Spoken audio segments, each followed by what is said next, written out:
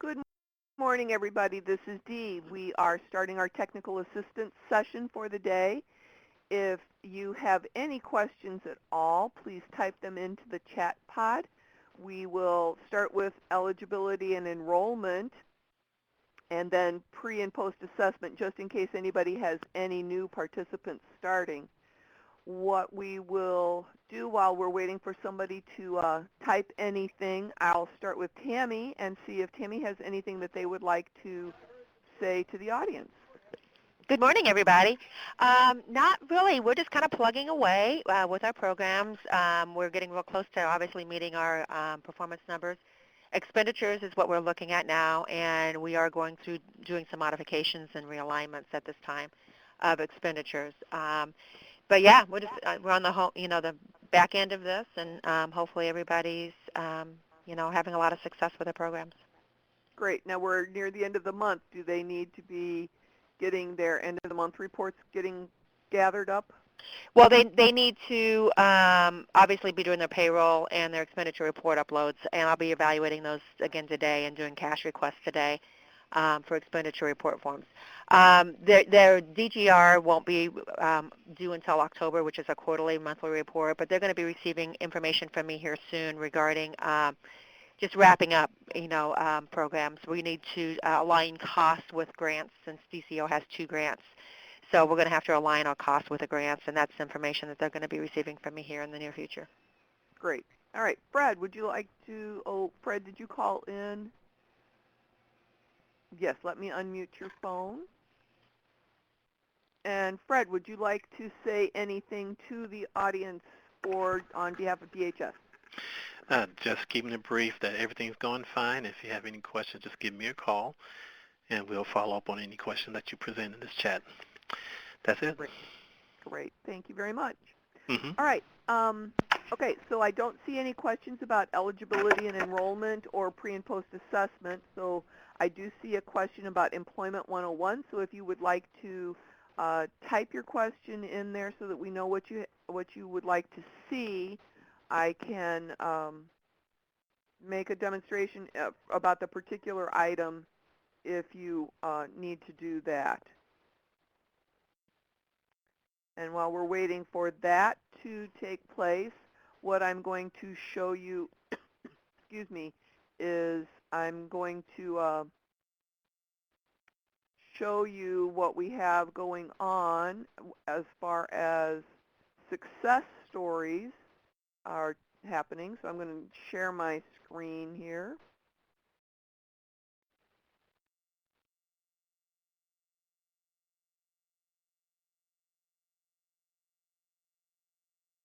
And we'll make this bigger so that you can see it. And remember, if you do need to make this bigger so that you can see it a little bit more easily, there is an icon at the top of the share pod that looks like 4 arrows going out. You can make that full screen. All right, Myra asked, my question is actually if Employment 101 is mandatory or if we could use our own workshop to comply with that. The only things that are mandatory are that the youth has to do the pre- and post-assessment, and there has to be 1 payroll uploaded for that youth to count in the positive outcomes for the program. If you have something that is better than our Employment 101, by all means, you're welcome to use it. But the questions on the pre- and post-assessment are all covered within the articles that are included in the articles that are associated with the Employment 101. So you may not have the correct answers on the post-assessment, and part of that test requirement is that they score 70% or better on the post-assessment. So does that answer your question, Myra?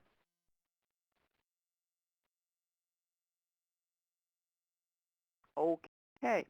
All right, so now, looking at my screen right now, we have the SYEP website up. And let me see if I can make this a little bit bigger for you.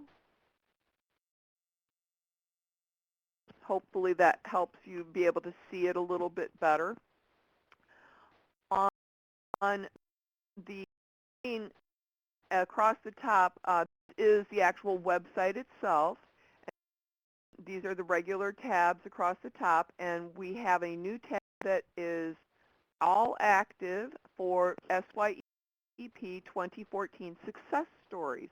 And as we scroll down this page, you can have your employers or your youth go to this page and complete the end of program youth survey. So if you click on the tab, it will open up the SurveyMonkey survey for the youth.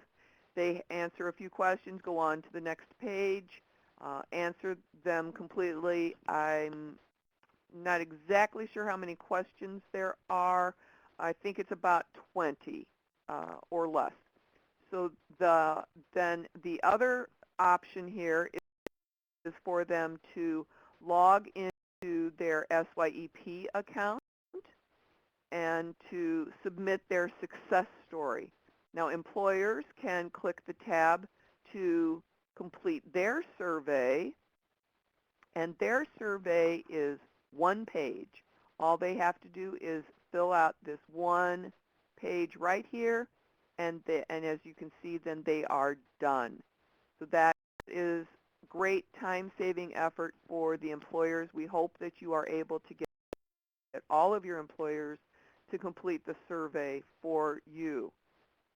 And then they can also submit their own success story, or you can submit it for them. So if you click on the option to submit a success story for your customer, or if they click on the submit a success story, you get routed to the WIA Works tab page.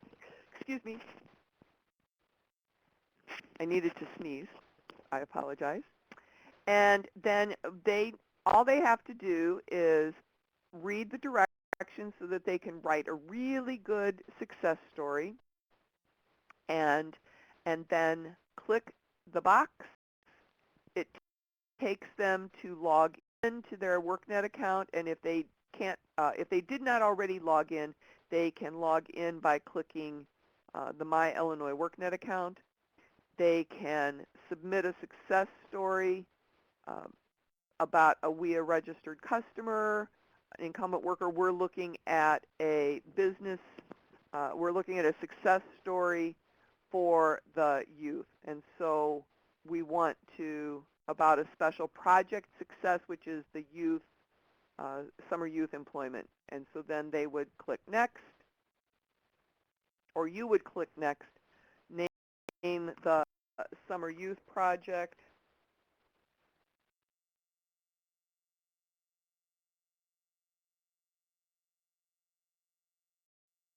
and then all of the contact information, and just continue following the steps to complete this success story. So if you get an email from your client, your employer client, then you can include this in there for them because you would have all of their contact information.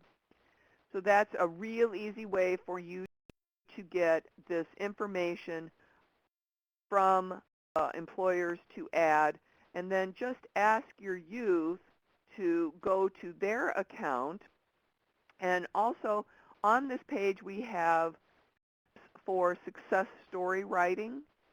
How did you do what you did? What actions did you take? How were positive changes impacted? And you want to make sure that the story is readable. And by doing these items right here, it helps.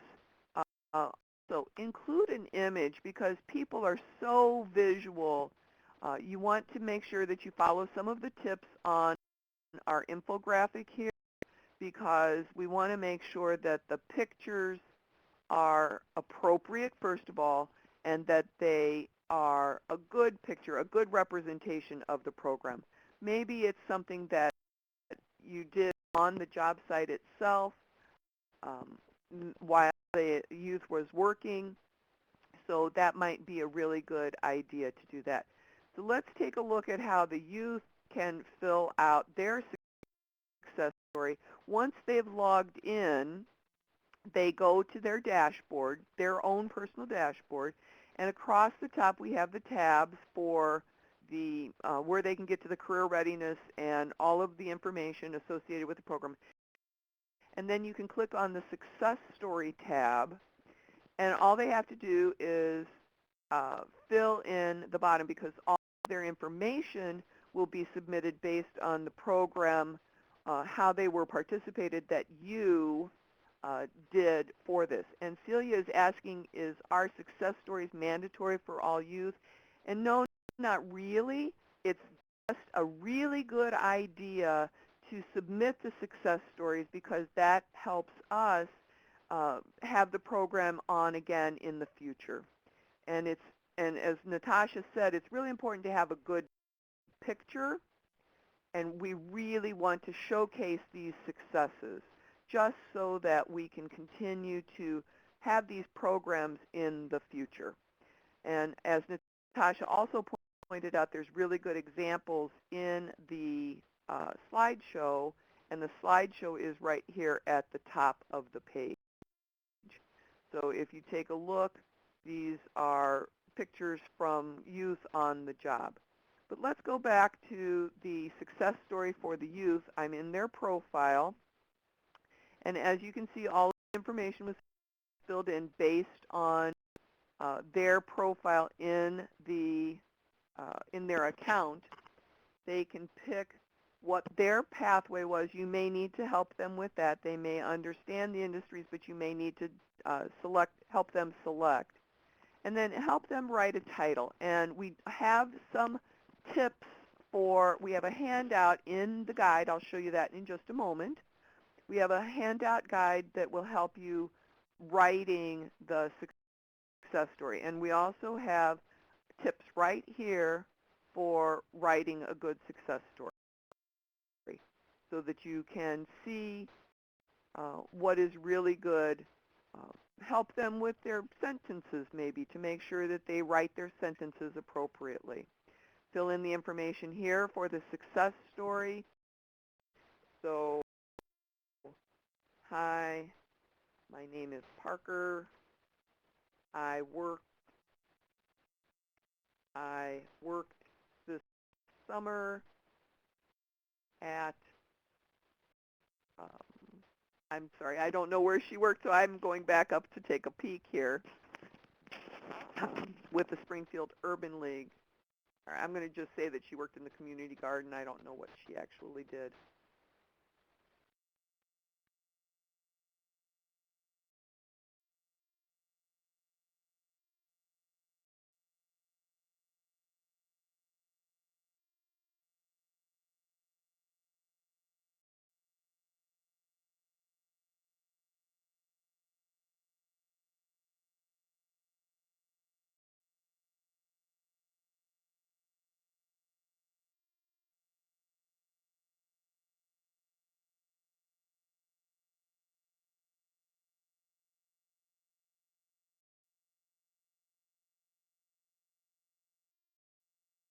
And then you could go on and on and on. So then um, as you move forward, it tells you how many characters you have. What's really good is if they can get over 100 characters. Hopefully, if they can get 100 words, it's even better. It just helps with the SEO. But any success is a great success story. The other thing is you want to try to do an image. All they have to do is browse, and it takes them to the file upload. So then they could upload an image. Trying to see one here that I can actually upload. It's taking just a while for the computer to think for me here.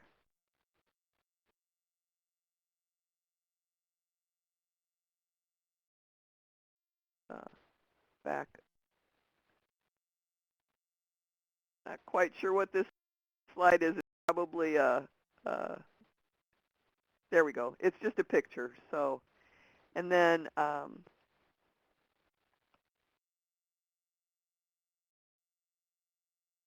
put a title in for the picture. They need to agree to the success story, and then we can save the story. Now, once they submit the story, they cannot submit another one. But if they need to make any changes, we can make modifications to it. So if there's something that they discovered, oh, I said that wrong, or I didn't say that appropriately, then you can send us an email with the modifications that they'd like to make, and we can make that change for you. So I'm going to save this story, and as Natasha just typed, we do review all the stories to make sure that there is appropriate language, and we do try to keep the stories as close to how the youth wrote them, but we do make some minor modifications along the way so that they are definitely readable. So we're going to save this story. Oh, I forgot to add a title.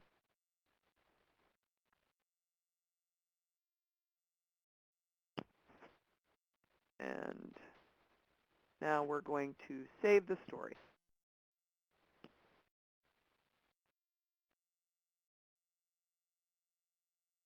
And also, as Natasha just typed in there, if a picture is inappropriate, we may contact your organization to make sure that we get an appropriate updated photo. So now let's go to the guide so that we can show you. This is the dashboard. And what we can do here is click to the guide, and I am actually in the Work Experience tab of the Partner Guide. And at the bottom of the page, it says Complete Post-Program Surveys, Submit a Success Story. And if you would like to, you can click from here to get to the Post-Program Employer Survey. We can get to the Success Story page, and then here's a PDF of how to submit the success story. So if you want to open this up and print this out for your youth, then you can have that ready for them so that they can read that, so that they know the appropriate way to write a success story. It is also available in the, let's go back to the Partner Guide. It is also available in the Career Readiness section at the bottom where it says Complete Post-Program Survey and Success Story. We have it in this location as well. And we also have the Success Story infograph. So you could potentially print this out and hang it by your computer lab where your kids are working, just so that they can see what's an appropriate picture. We have all of this information for you in the guide, and if you can't find it in the guide itself, you can always go to our full list of resources and look under our end of program surveys. We'll add that instructions, how to submit your success story instructions are under instructions and resources. So we have great information here for you at your beck and call. So now the last thing that we need to probably look at today is, what are you doing with your completion status? So when you look at your numbers, you need to make sure that you are completing your youth as they are completing the program. And right here we have has not completed. We have 8 youth. If you click on the 8, then those 8 names pop up. It's still thinking for me. There we go. And the profiles are all here. So now maybe since Parker has submitted her success story, we can go to her profile. Again, it's thinking.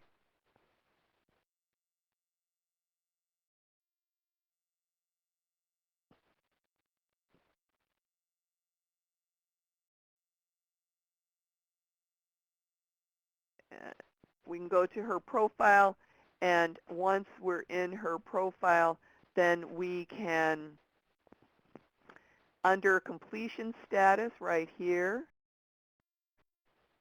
we can click has not completed,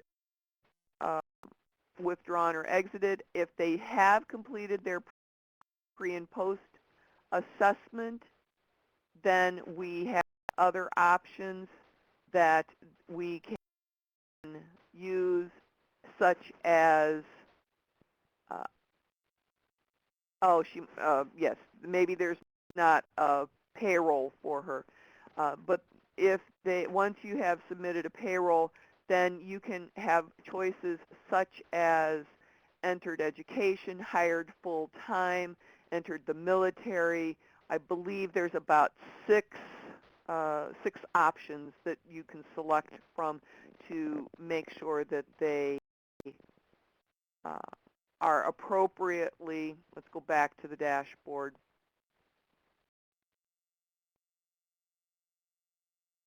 So the options are enlisted in military, enrolled in training, hired by an employer, returned to school, other, or else they withdrew or exited. So the person must have a pre and post assessment and a payroll upload to be able to enter them in the completion status. So do we have any other questions from the audience? Oh, look, just as I asked that, Myra popped the question. On the email we received earlier this week about the exit interview, my question is if this exit interview is something that you have on this website or if it is something an agency has to create. Myra, are you DHS or DCEO? DHS. For red, is there a form that you have sent out that Myra should be using?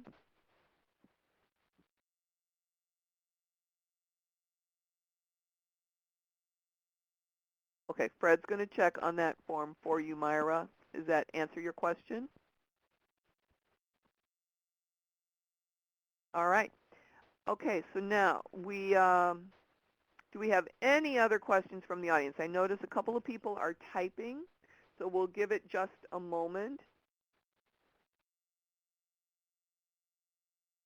And Fred, if there is a form, if you want to send it to Natasha, then we can add that to the website for everybody else.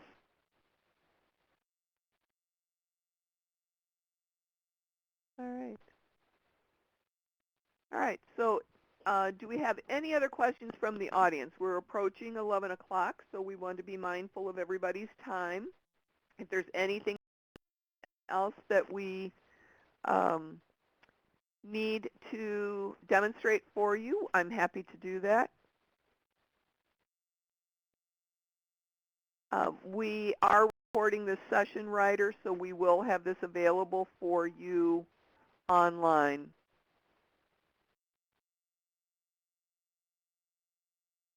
All right, and let me move this down so the sharing the screen so that we can let everybody check in if you are arriving late.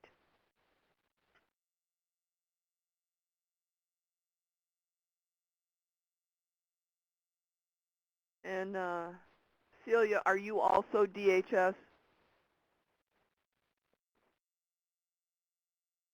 All right, so Fred, if there is an exit interview, can you please re-forward that information out to your contractors?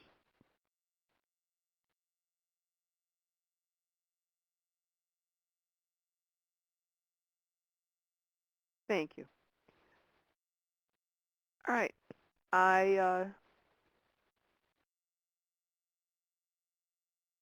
Ryder, I'm not quite sure. We'll close it up, and hopefully it is today. So we'll notify everybody via the guide. I'm sorry, via the SYEP guide. You can always check here, and as soon as we can get it posted, we will have it for you. We've got the archived training webinars. Oops, I'm clicking around on things, and I realized you guys can't see my screen anymore. Right here on the SYEP Partner Guide, we have all the archived training webinars here, so check back later today or tomorrow just to see. We covered success stories and the ending surveys for everybody. Maya's asking a question. I was also wondering one more thing. I was wondering how many hours of career readiness should each youth be completing before they finish their time with us? That is basically up to you for your program. If they are able to complete the pre and post assessment, it's part of the contract that you established, whether or not you're having seat time or not. There's the only requirements of the program are pre and post assessment and one payroll. So I'm not quite sure what was in your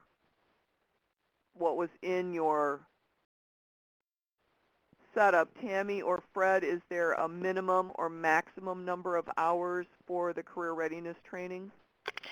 With DCEO, no. They have to complete the pre-test and the post-test, and it's recommended that they do the career readiness, obviously, to improve on their scoring. But there's not a required number of hours. And Fred, is there? Again, I'm going to check, but I don't think so. Okay. Mm-hmm. All right. And let's see. Kelly is asking, do they have to wait to change their status to completed until they receive their last paycheck? I don't know the answer to that one. Natasha, can you answer that in the chat pod for me?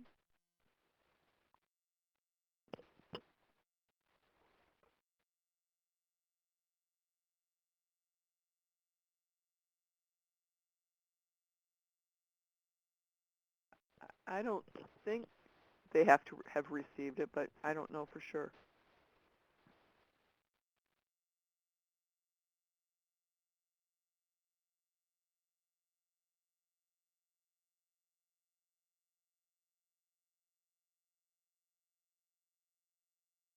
Okay. So Natasha just answered, the system does not restrict you from uploading the payroll as long as they are marked as enrolled and associated with an employer. So that would probably mean that you can then change their status as long as you are processing. All right. Do we have any other questions from the audience that we need to give you some answers?